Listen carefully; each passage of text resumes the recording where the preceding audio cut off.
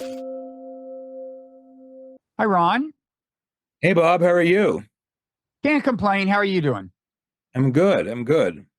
Good. Let me introduce us. I'm Robert Wright, publisher of the Nonzero newsletter. This is the Nonzero podcast. You are Ron Kampeas, Washington Bureau Chief of JTA, a journalistic institution so old that the T stands for Telegraphic. The Jewish Telegraphic Agency, as the name suggests, do news coverage that is of interest to the Jewish community, I guess, in the United States in particular. That includes, over the last year, it's included a lot of stuff in the Middle East. You previously worked for Associated Press, Jerusalem Post. You've been doing this a while. And you and I spoke not that long after October 7th of last year. So I wanted to check in with you and talk about where things have been and where they're headed. To give people a sense for how long you've kind of been at the center of this conversation, am I misremembering when I think that you actually played some kind of role in the Jimmy Carter controversy like 18 years ago when he wrote his book, Yeah. Palestine, Peace, Not Apartheid?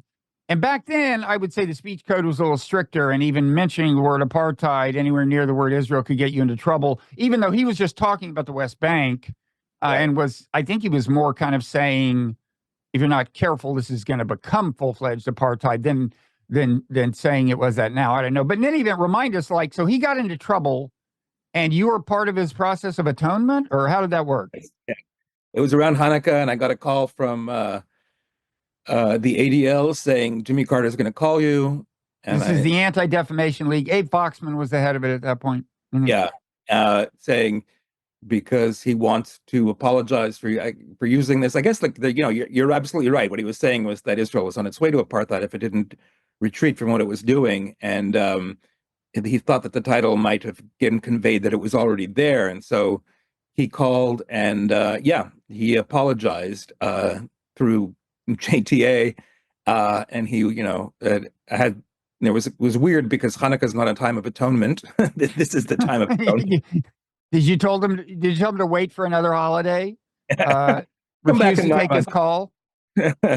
No, but I wrote this story, and it was the first time I ever got a call from a president, just unsolicited or kind of solicited, but not by me. Yeah. So So did it work? Was he cleansed of his yes, sins? absolutely, absolutely. He is free to enjoy as many Hanukkahs as he wants now. He can do latkes, and he can he can Okay. light the candles. And it's all thanks to you. Yeah, Um, okay. So, this obviously this past year and possibly the coming months will be remembered by historians, I think. And there's a few things I'm wondering. Will it be thought of as like a watershed in Israel-American relations? Will it be thought of as a watershed in relations between the American Jewish community and Israel? And if so, I suspect that will involve a distinction between the opinions of younger American Jews and older American Jews, which has very really, much so. been highlighted by these events. And then there's the anti-Semitism issue has gotten bigger. There's just a lot to talk about. But I just thought I would, and I hope to get to these places. But I thought I'd start by just asking you, like, in a general and undirected way, like, as you look back, do you have a big takeaway or two on the last year? Yeah, I mean, I think that this is, I mean, what it's going to change most of all is the Middle East. Yeah, I think that um, both sides, if you talk about two sides, there are multiple sides, but broadly the two sides, the pro-Israel, the Israel side, the Palestinian and Arab side, are just at their lowest point of mutual mistrust, lower than they've been in since since I was a teenager, since after the October War, the Yom Kippur War. Hmm. There's just no appetite in Israel right now for a two-state solution. I mean, if you want an illustration, Jonathan Deckelchen, whose son Sagi Chen is still being held captive by Hamas, he spoke to the American Jewish Committee on October the 7th. So he's kind of revered as a family of a hostage, a father of a hostage. But as he noted in his speech, he's also, by living in those areas that bordered the Gaza Strip, you're more likely to find a so-called peacenik than not. Those were the people who were Mm-hmm.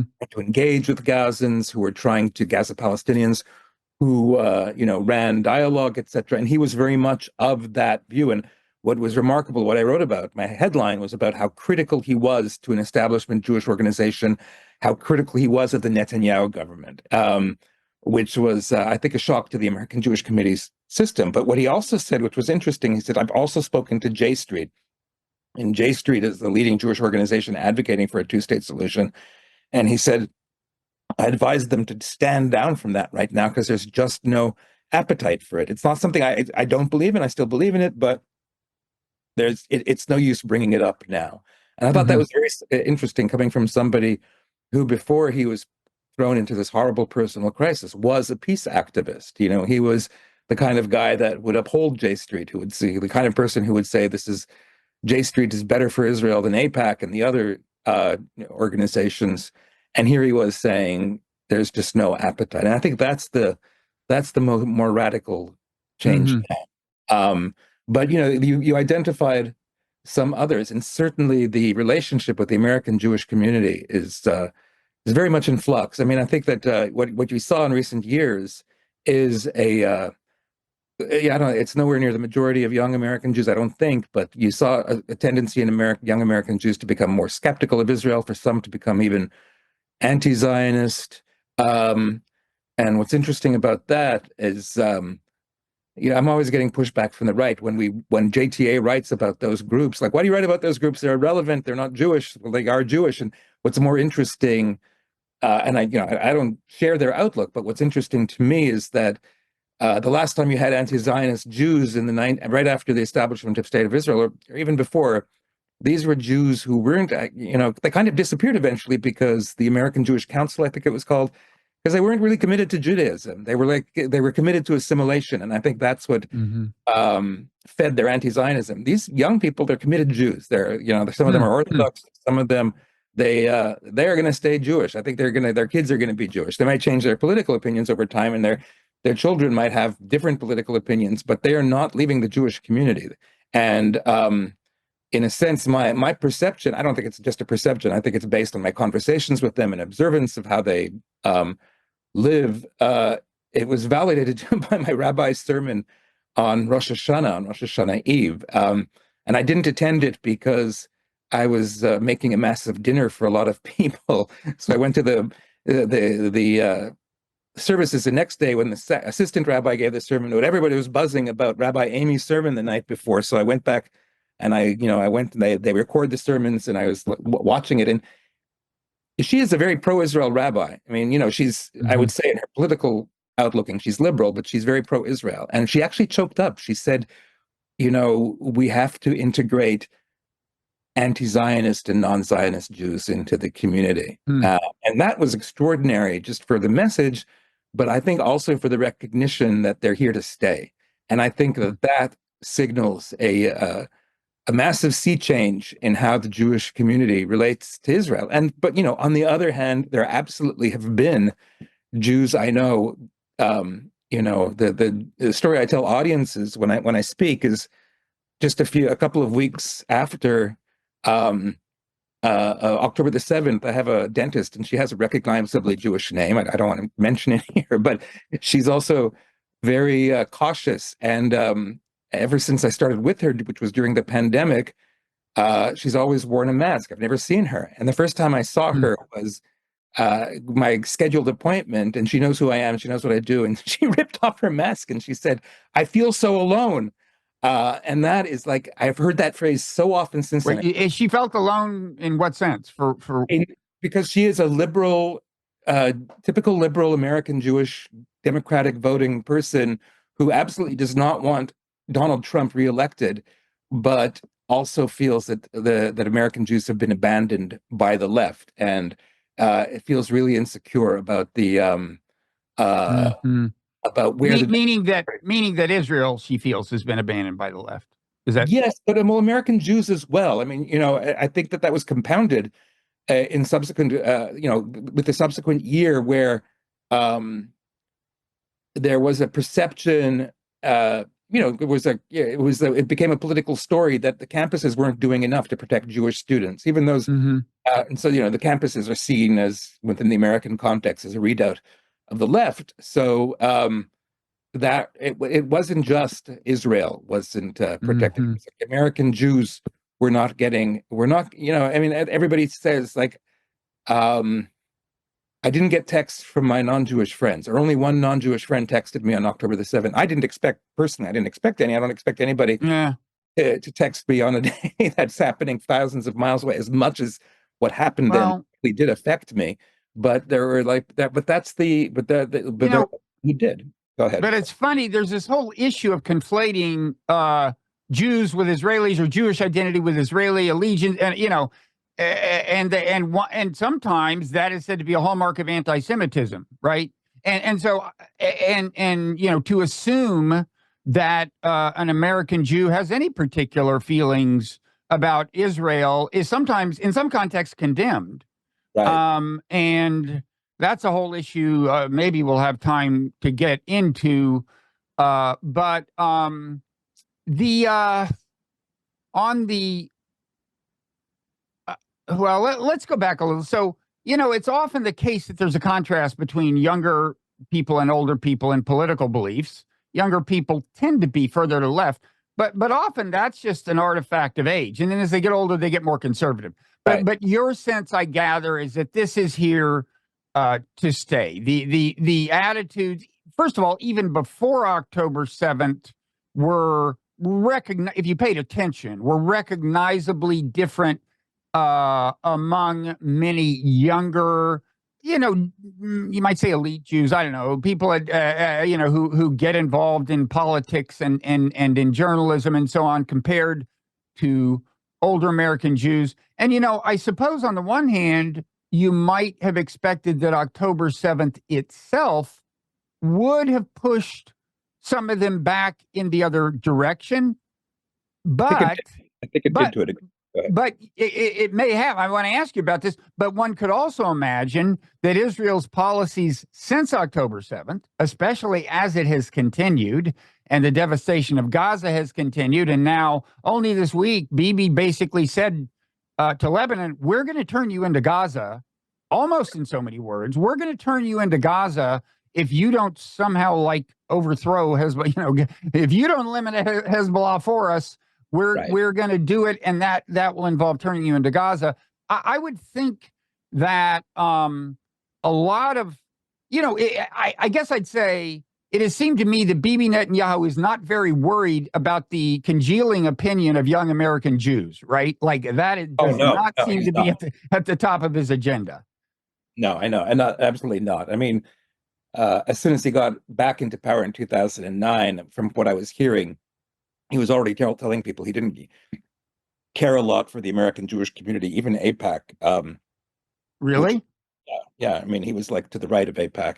I mean, he famous like that speech he gave Congress in 2015, which the sin in that speech for Democrats was not just him getting up and lambasting Barack Obama, not just sort of playing on with the Republicans, John Boehner at the time, agenda to diminish Barack Obama, but in not telling Democrats beforehand. I mean, Boehner sent out the invitation with Nancy Pelosi. Mm-hmm. She didn't know that Mm-hmm. the invitation was going out. What was interesting is that he didn't tell AIPAC either. AIPAC was Mm-hmm. completely blindsided by it, and they were really upset. So yeah, no, I think that he is. And then the stuff I'd been hearing like on background off the record of what they were saying came out on the record during the year and a half that Netanyahu was out of power, and the person they call Bibi's brain, his ambassador Ron Dermer, who now is a cabinet minister and remains his closest advisor, actually said we can rely more on evangelicals than we can on Americans. Mm-hmm. He said Mm-hmm. that and openly at a conference, and so absolutely, I don't think that he cares a whit for what American Jews think. I mean, maybe he does to the degree that they can help him here, influence him here. Certainly, like AIPAC and other groups, as much as he's tried to alienate them, still, they come back for more. And I mean, that's their raison d'etre, is to like work with whatever Israeli government is of the day, and to Yeah. protect Israel, to protect the But I relationship. mean, surely he understands. This gets back to your dentist in a way. What I was going to say was, um, she said, well, look, I don't want to vote for Trump, but I feel deserted by. And I Right. was thinking, well, it's one thing to feel deserted by some leftists, but if she feels deserted by the Democratic Party, I don't think she's paying attention. I mean, listen to Joe, not just Joe Biden, who supposedly has some kind of special place in his heart for Israel and isn't just thinking about domestic politics.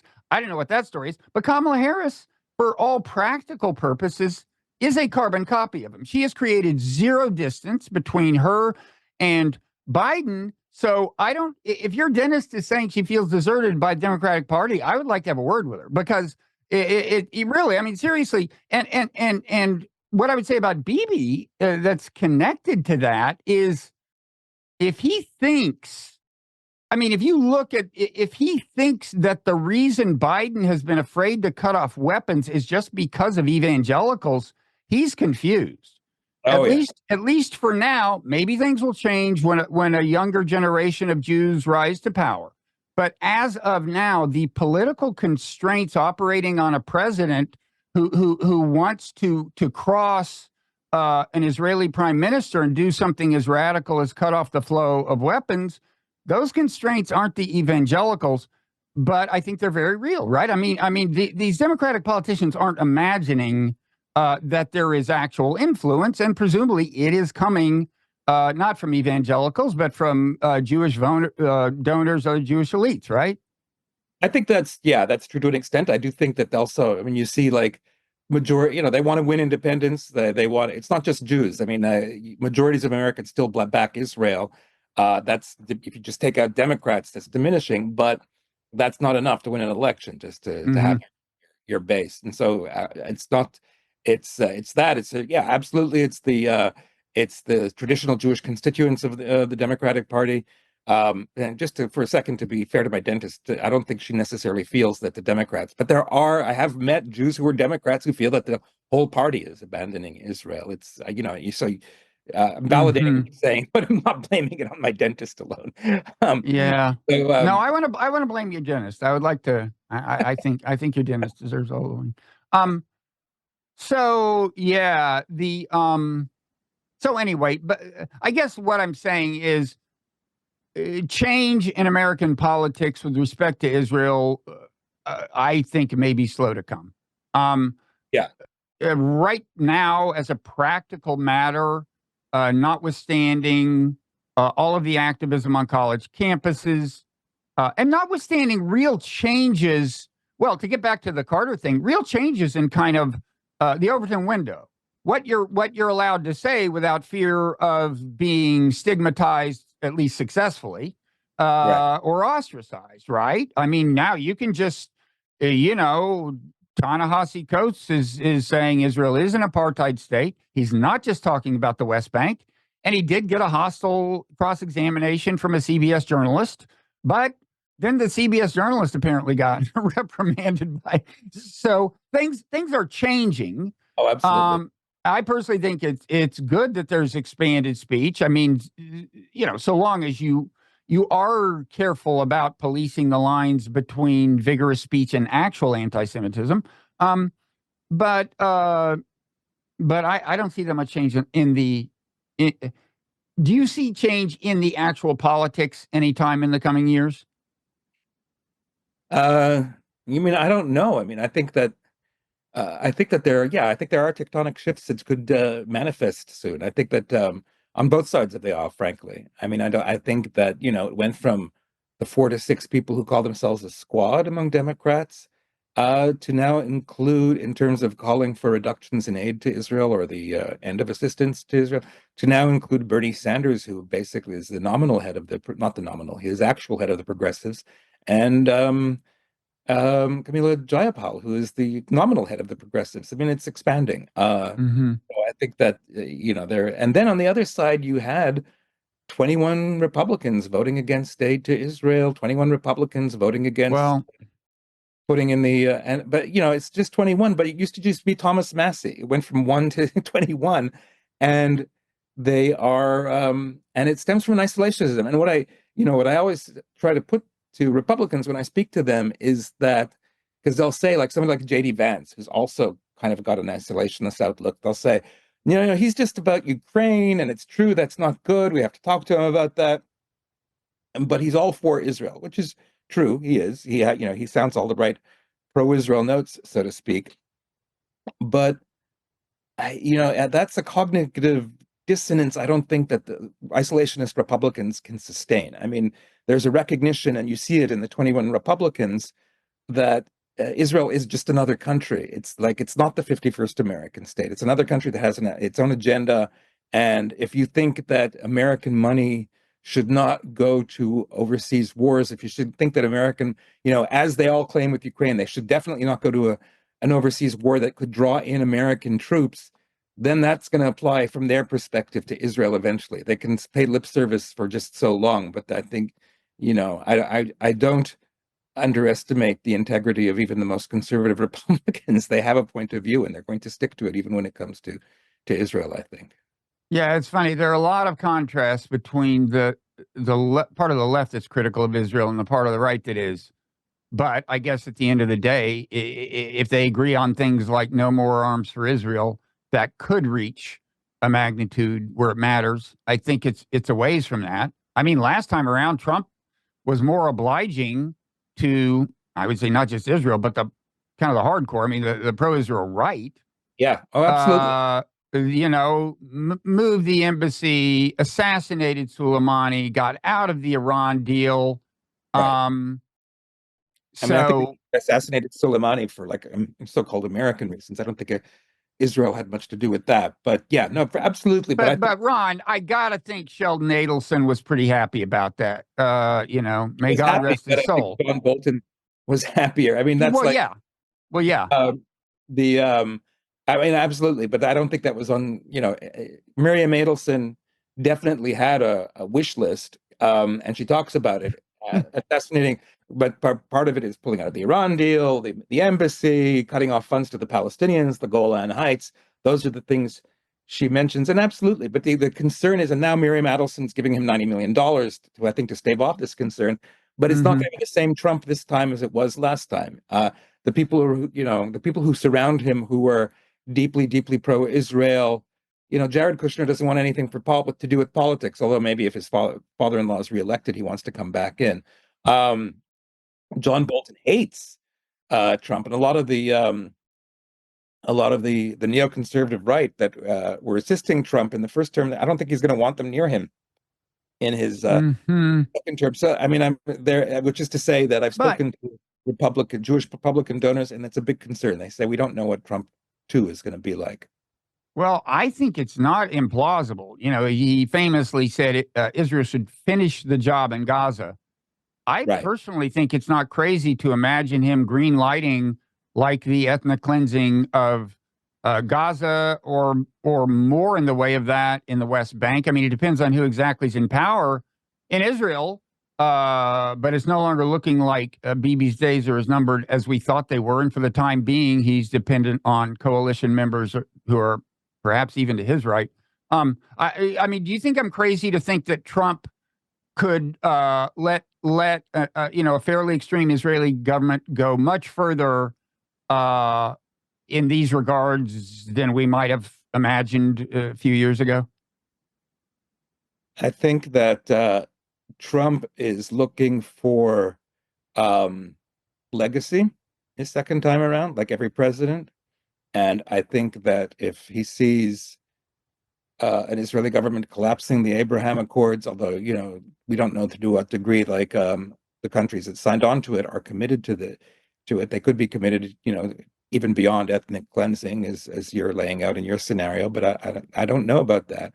And he wants to bring Saudi Arabia on board. And like, I forget where I read it. Kampeas supposedly recently said, I don't care about the Palestinians, but I do need the Palestinians. So he's not emotionally attached to the whole Palestinian issue, but he sees himself as, if he can't abandon the Palestinians, and even he, who's becoming more of a dictator than any of his predecessors were, even he doesn't see himself as viably able to stay in power if he completely abandons the Palestinians. And I think that would weigh on Trump. He needs those actors. And beyond that, I think he doesn't want. I don't. Trump is war averse. I mean, that's what he prides himself on. He does not need an expanded war in the Middle East. Mm-hmm. I forget her name, but there was a Fontaine-Rose. There's a Kristen Fontaine-Rose, there was a panel at the Republican convention, and everybody on it was gung-ho, and it was convened by the American Jewish Committee, but it only, the speakers were Republicans because it was a Republicans convention. And everybody on it was gung-ho about Trump being pro-Israel, except Kristen Fontaine-Rose, who was actually on his National Security Council. And she said, the difference between Trump and Biden is that there won't be any open disagreement for the first 6 months. But that's the framework for Trump's patience. If Bibi doesn't wrap this up and gets towards a peace deal within 6 months, then he's going to go public. Trump is going to go public, and there'll be open differences between Bibi and the Trump administration. Yeah. I mean, I think you're right that he'd love to wrap up the Abraham Accords. It may be, though, and that might keep him from greenlighting anything too horrible on Israel's part with respect to Palestinians. But, I think that if and when this thing dies down, we should say we're taping Wednesday. This will probably go up tomorrow. On Thursday, by then, Israel may have already retaliated against Iran, and that whole thing has yet to unfold as fully as it may. So we don't know how long all this is going to go on. But I suspect that by the time it does wind down, the Abraham Accords are going to be appreciably more distant than they were on October 6th of last year. And in fact, Saudi Arabia, its public position recently, and I think only recently, became a firm sounding insistence that for them to normalize relations with Israel will require not only some kind of commitment on Israel's part toward two-state, but an actual Palestinian state with a capital in East Jerusalem. That's what they said. And of course, time heals all wounds and erodes all commitments, and eventually that may be meaningless. But I don't think it can be meaningless for the next 18 months or something, right? Right. Yeah. I think that's correct, and I think those would mitigate against Trump greenlighting the ethnic cleansing as well. But what I'm suggesting is that what he would like for his legacy, the Abraham Accords, may start seeming so remote that he may. This is just my anxieties. Pay no mind to my anxieties. Yeah. We can. This is all pretty hypothetical, but I don't know. Here's a question. There are some people saying, well, sometimes out of great trauma and great turmoil and violence comes something constructive that could not have happened otherwise, right? People say, well, God, this was so bad. We just got to fundamentally restructure things. And these people say, so maybe there will be a two-state solution, something that to me seemed close to impossible even a few years ago. Right. Given the facts on the ground. Do you see any hope for that? Any hope for people looking back 5 years and saying, man, that was a terrible, terrible year or two, but they finally solved the fundamental problems in the wake of it? I don't think it's out of the question. I think that one factor that would feed into it is, Netanyahu gave a very fiery speech at the United Nations a couple of weeks ago. While he was giving the speech, Israel was launching its beeper attack. I think was the day that it launched. Oh, no, that was the day they assassinated Nasrallah. So that was even more. That's when Bibi was at the UN. Right. Yeah. And buried in there, it was interesting for Netanyahu to say this, was that we will not reoccupy Gaza. We don't want to reoccupy Gaza. And that, that's Netanyahu recognizing that whatever Ben-Gvir and Smotrich, the people to his right, are saying, that they want to resettle Gaza, that there's just no broader appetite for it. It's an investment of time, it's an investment of money, and it's an investment of troops. And this is in a country where the people that Netanyahu is now relying upon to clear Hamas out of Gaza, to stem the to stop Hezbollah in Lebanon, those people are drawn from the so-called national religious and the secular majority. They're not the ultra-Orthodox who are also in his coalition. And so there would be immense resentment if like soldiers had to start going back and serving 40 days a year to quell the population of Gaza. So I think that not wanting to occupy Gaza, not wanting to have that responsibility might be something that nudges Israelis to consider again a two-state solution. I mean, and the other thing is like, this is a country that suffered the worst horror in its history on October the 7th. They are now, what's going on now is revenge, a desire for revenge, I think. Right. And I think that abates. And I think, I'm old enough to remember because I participated in it in 1982 after the Sabra and Shatila massacre, and that was something that Israel didn't directly carry out. It kind of enabled, whether it deliberately enabled or default enabled, it's a question for history, but it, that drew 400,000 people to protest Israel's presence in Lebanon, for 400,000 into the streets of Tel Aviv, and that. And that's as much as part of the Israeli character as a desire for revenge now. So that could, that's what helped propel the country towards Oslo. Oslo was a failure. It was a failure partly because, for a lot of reasons. One of them was, yes, that the Israeli government was too reluctant to go forward with certain things, but Israelis understood it as the prospect of peace, the prospect of the two states, and the prospects of Palestinian dignity, and they embraced that. And I think that also is part of the. I don't know how long it takes for those elements to resurface, but they are there. They are part of, I think, the Israeli sort of gestalt. Yeah, I don't know. I mean, of course, first I'd point out the guy who was found by an Israeli investigation to be at least indirectly responsible for that massacre, Ariel Sharon, and who I think must have known what was going to happen when you let that militia in, which was basically massacre hundreds of Palestinians. They later made him prime minister. Yeah, he was reinstated. Yeah, but the other thing that comes to mind, is. I've looked fairly carefully at what was offered at Camp David and even at Taba subsequently, and this is said to be the closest we came.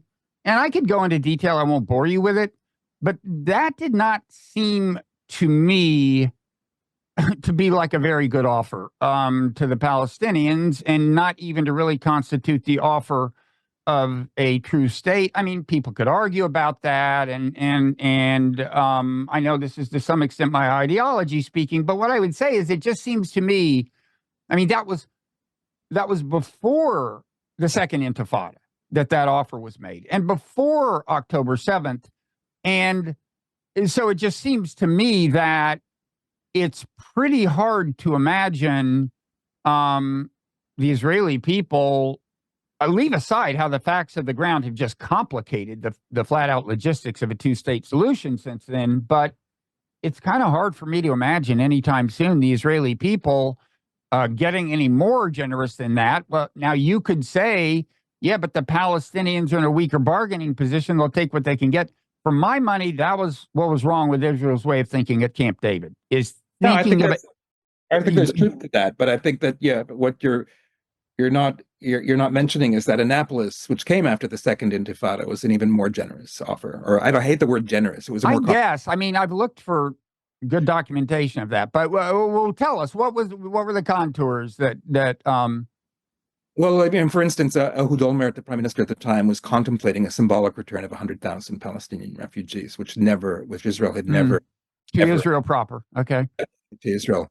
Proper Palestinian refugees and their descendants, that there was a more serious offer to share Jerusalem than there had been at Camp David. I mean, the problem is, the whole weird thing about, I mean, it's interesting. You when you're a reporter, you want to live in a universe where people aren't just talking policy and not personality. The thing about Annapolis is that the negotiators in Annapolis, I think both sides went farther than had previously done, but they hated each other more, or they hated each other in a way that I don't think the negotiators at Camp David hated each other. They kind of liked each other, spoke to them afterwards. And that's what, I think that's what helped scuttle. They were just so bitter. They were so willing to see bad faith in the other side's proposals. So, it's Tzipi Livni, and, Netanyahu embraced this like with a vengeance, but it was Tzipi Livni who now is a big opponent of Netanyahu came up with okay, now you have to recognize Israel as a Jewish state. And, the Palestinians had already recognized Israel as a Jewish state. Arafat had recognized Israel as a Jewish state. So she made that like this bone of contention, even as she was negotiating further on other issues than any of her predecessors were. So I think that's because it wasn't because she was trying to sabotage the talks. She wanted this to go ahead, but it was because she was so distrustful of the Palestinians after the Second Intifada. So, and I think, broadly, I do think like, Israelis misunderstand, I think, that these peace offers is more comprehensive than they are. And I think that they would put up with something more encompassing than the leaders have dared to suggest. I mean, and, the leaders have other considerations. They have what they're listening to the military. They have a whole bunch of considerations. And to a degree, those considerations were validated by October the 7th. Netanyahu and his cohort and a lot of Israelis had thought that they'd come to some kind of acceptable status quo for both sides, where they kept on allowing money to be dumped into the Gaza Strip, and that there was going to be this kind of sort of quasi-Palestinian Hamas recognition of Israel for the foreseeable future. And this was an outlook that Sinwar, the Hamas chief, was encouraging among Israelis, and that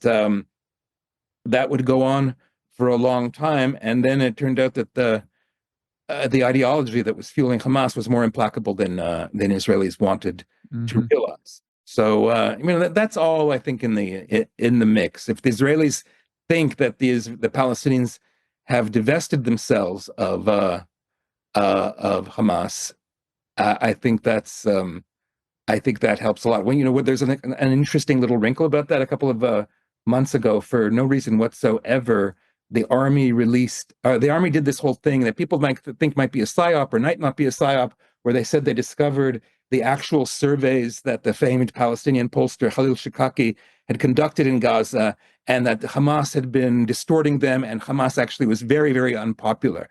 And they just sort of leaked that to the Israelis. And that was at a time that Netanyahu was advocating for like staying in Gaza, for completely wiping out Hamas. And there's this tension between Netanyahu and the military over how far to go in Gaza. And I think that was, if it was a psyop and they were making it up, and and Hamas actually was more popular in Gaza, or was actually popular in Gaza, it was a psyop aimed at people who support Netanyahu, because the army wanted to get out of Gaza.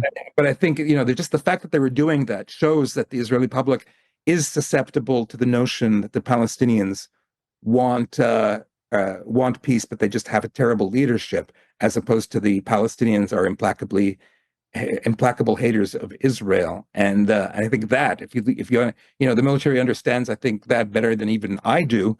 And if they understand that, I think that there's a prospect for getting back to what you originally said, for a two-state solution, but not now. Yeah. So in terms of what's driving Israel's strategy right now, I mean, it's the kind of war on all fronts strategy. And I guess a premise of what I'm saying is, it seems to me that with respect to Iran, well, Israel's just not been shy about escalating since October 7th, it seems to me, particularly with respect to Iran, the embassy compound in Syria, assassinating Haniyeh on Iranian territory, and so on. It seems to me they almost welcome a fight on all fronts. And of course, once they did like the pager thing and then assassinating Nasrallah, it was, and like we're taking on Lebanon. And of course, that, strictly speaking, I mean, it wasn't the only way to make northern Israel safe, right? I mean, you could have said, okay, well, we'll do the ceasefire in Gaza. I mean, maybe it would have been hard for Netanyahu politically, I don't know, but in principle, you could have just done what I think Biden would have really liked. We'll do the ceasefire in Gaza. And then the missile fire into northern Israel will stop, or even will do the 3-week ceasefire that Biden wanted, which would have accomplished the same thing without some of the sacrifices in Gaza that Bibi wanted to make. Didn't want to do all that. It's like war on all fronts. And I'm curious, whenever with any situation like this, you can ask the question of motivation and what they have in mind at multiple levels. You can say, well, in the councils of national security, what kinds of arguments are being made? And you can say, well, at the level of domestic politics, what kinds of calculations are being made? And you can say, well, what's driving the grassroots sentiments that's driving the domestic politics? Now, you said earlier that to some extent, what we've seen since October 7th is vengeance. And I'm sure it would be surprising if at the grassroots level, I mean, given what I think about human nature, if there were none of that. And obviously, at the level of political calculation, Netanyahu succeeded in keeping himself in. I mean, it was obvious from the beginning that the recipe for him to stay in power, notwithstanding the forces mitigating against that, was eternal war, right? And he had a natural incentive to keep the war going because everybody's saying, well, he's going to have to step down after the war, but he won't until then. So at that level of domestic politics, you could say that that's his calculation. But I assume there is also a national security calculation that is getting some respect at elite levels about why it makes sense to engage all of these forces at once. And I guess it's something like, well, given that we had this card to play with like beginning with the pagers, given how much intelligence we actually had on Hezbollah, this was a once in a lifetime opportunity to, if nothing else, mow the lawn, as they used to say for a long time there. And Iran, without Hezbollah to help it out, this is now a chance to do significant damage to whatever, their military infrastructure. I don't know if they're thinking about regime change. I don't know what. But what do you think, to the extent that this is a national security exercise on Israel's part, what do you think the logic is? Well, I think the logic is, what Netanyahu says it is. His overarching goal in Gaza was to crush Hamas and remove Hamas. I do think everything you've mentioned certainly has a role, but I do think that, like I said, the mow the lawn mentality existed before October the 7th, that you had this sort of thing like, okay, we're going to have a limited engagement with Hamas every 2 years, 2009, 2012, 2014, and 2021. And it's going to be, painful, a little painful for us, more painful for them. But we'll go along because they have an interest in staying in power. They don't have an interest in being destroyed. Same with Hezbollah, same with Iran.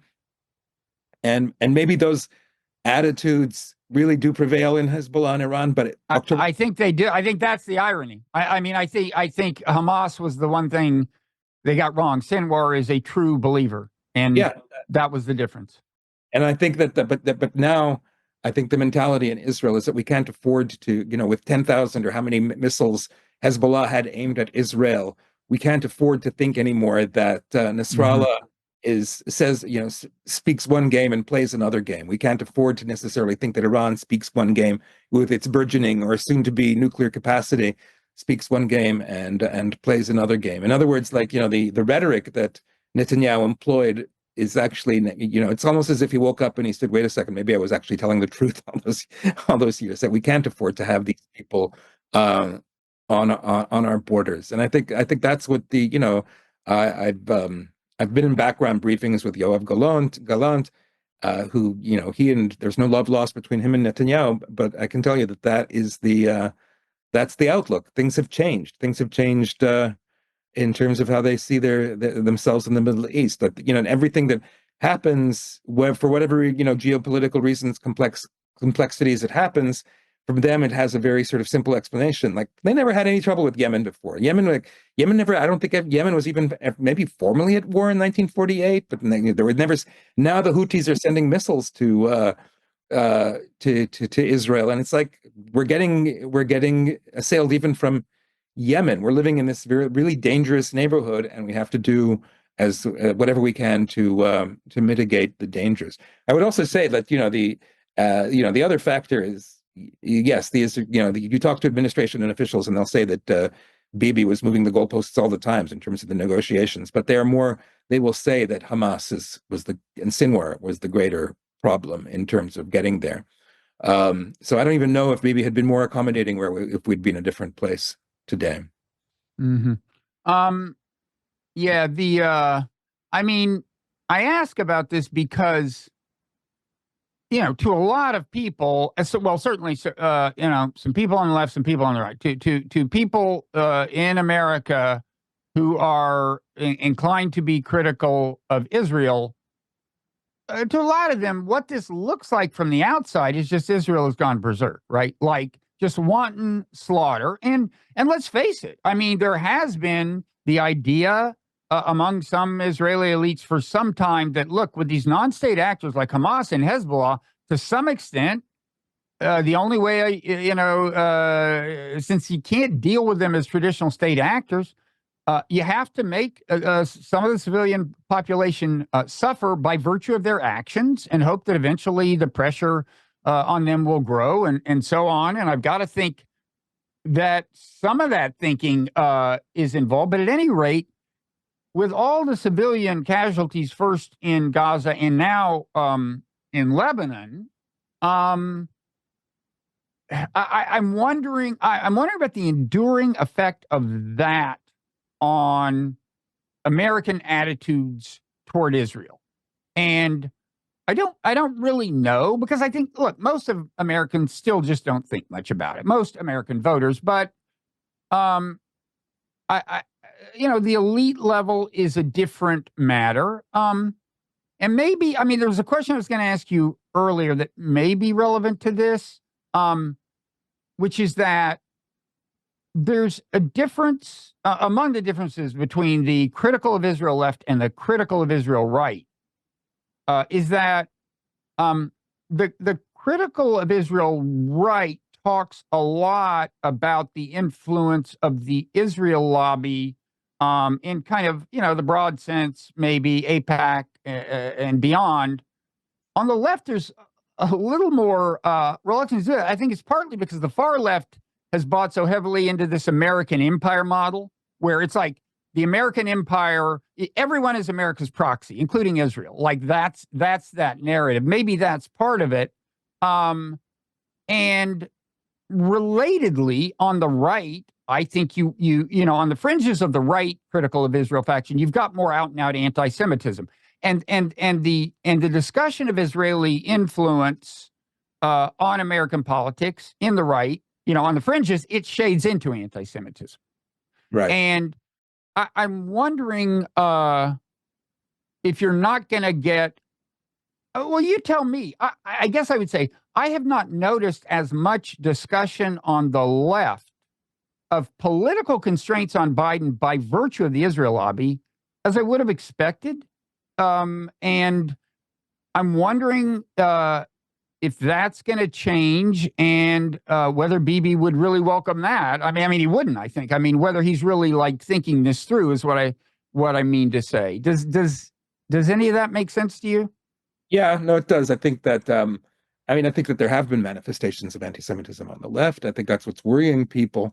But I do think that, to the degree that, the whole Israel lobby narrative hasn't taken as much hold this time, has to do with people understand that, Biden keeps on saying that he has an emotional, deep attachment to Israel. And so, you don't need the Israel lobby when you have that. And I think that really resonates for a lot of American Jews. But I think it's also like, people on the left aren't stupid. They see that and they realize that that's probably one of the big things. I think that because Kamala Harris is a little bit more of a blank slate on a lot of issues, that if she comes into office and she makes good on her rhetoric, which, as you pointed out, there's like the zero difference between her and Biden, then I think, maybe that's going to, and, and it might be, yeah, I don't see politicians as being as cynical creatures as a lot of people do. If she is like that, it might be for American security calculations. It might be for a bunch of reasons. It might be because she too has attachments to Israel. They just don't run as deep as Biden's. But I think people are then going to start saying, yeah, she's doing this because of, of the Israel lobby. She's in thrall. That could come up again for sure. I mean, I would say, as far as the anti-Semitism on the left, I mean, first of all, the accusations of anti-Semitism on the left tend to be pointed at people who are identifying strongly with the Palestinian cause. I Right. personally don't think saying from the river to the sea is in and of itself evidence of anti-Semitism. And I think different people mean different things by it. And I know for sure that a number of people don't mean, kill all Israelis or anything remotely like that. But on the right, there isn't, by and large, any particular identification with the Palestinians cause. It's just quit spending American money on, foreign wars. And so it's a very different Oh yeah. yeah. So let's see. So as you know, what we generally do on the podcast here is we talk a while on the public podcast, and then we go into overtime, which is available to paid subscribers of the Nonzero newsletter, which I encourage everyone to become. And once you become one, you can just set up your podcast feed so that it always has the overtime segments. And Ron, you've been kind enough to say you'll stick around and talk some more. There's plenty to talk about. But before we move into that part of the conversation, is there anything else you want to say by way of reflection or summing up? I mean, there's so much to talk about. Yeah, I mean, there is a lot. I mean, I think that there's a breakdown in understanding of how the Israelis perceive themselves in this war, and like what you said, like the growing horrors, at least among the elites, the effect it has on the Palestinians. And I think that has to be resolved to a degree by obviously Israel is going to have to it's going to have to analyze a lot more about what it did. I think the Israelis are repelled by the idea that they're committing genocide. They absolutely reject it, but they've kind of already acknowledged that they've committed war crimes because they rounded up a few soldiers and jailed them for effectively committing war crimes. And I think that sort of reflection and I think that they might also eventually not the country, but certain individual officials might face crimes against humanity if they're found to have actually deliberately caused or prevented the delivery of aid into the Gaza Strip. I think they say they're going to have to grapple with that. But I think on the other hand, there's an expectation. I think there's a fair expectation from the international community that they will have to grapple with how far that they sort of reflexively go whenever Israel gets into this sort of situation where it is at war and it's accused of the most extreme things. And so, the the metaphor I've been trying to come up with in recent days is like the different ways that we use depraved indifference, and we're discussing crimes. So if if a drug dealer is selling people heroin and he's lacing it with fentanyl and they're dying, he's going to be accused of depraved indifference, and the conclusion is that that we should really crack down on the whole illicit drug trade, because that's what leads people to have this kind of depraved indifference. On the other hand, if a policeman is trying to stop a crime and he kills a civilian without thinking, that's going to be a depraved indifference, but we're not necessarily going to say that we have to dismantle law and order and that we have to dismantle the police. And Israelis are wondering why they're automatically, in some cases, not in every case, why they're automatically consigned to the former case where if they're doing something that seems objectionable and seems horrible, that is ripping people's hearts, there are people out there who are going to say, let's just dismantle the whole enterprise, as opposed to the latter case, like with the metaphor I gave with the police, where they say, let's reform, let's talk about how we fix this, let's talk about how we take this necessary entity, the police or Israel in metaphor, and make it better. And I think that is something that Israelis, Israel and the pro-Israel community, the Jews, they want the world to understand why those two things are so different, and why when you talk about dismantling Israel for whatever it does, it seems so threatening and so aggrieving. Those are the thoughts I've been having in recent days. Okay. I want to continue that train of thought in overtime and drill down on what you mean by dismantling, and also revisit something I said to you last time we talked, which is sometimes I get the impression that the Israelis, not necessarily American Jews who care about Israel, but have almost given up on the world liking them, and how that may influence things. So anyway, if you become a member of the Nonzero newsletter, you can listen to the rest of this. We hope you will, partly because we hope you want to listen to it, but also because we can use the support. But anyway, thanks to everyone who's listened. And now we will head into overtime.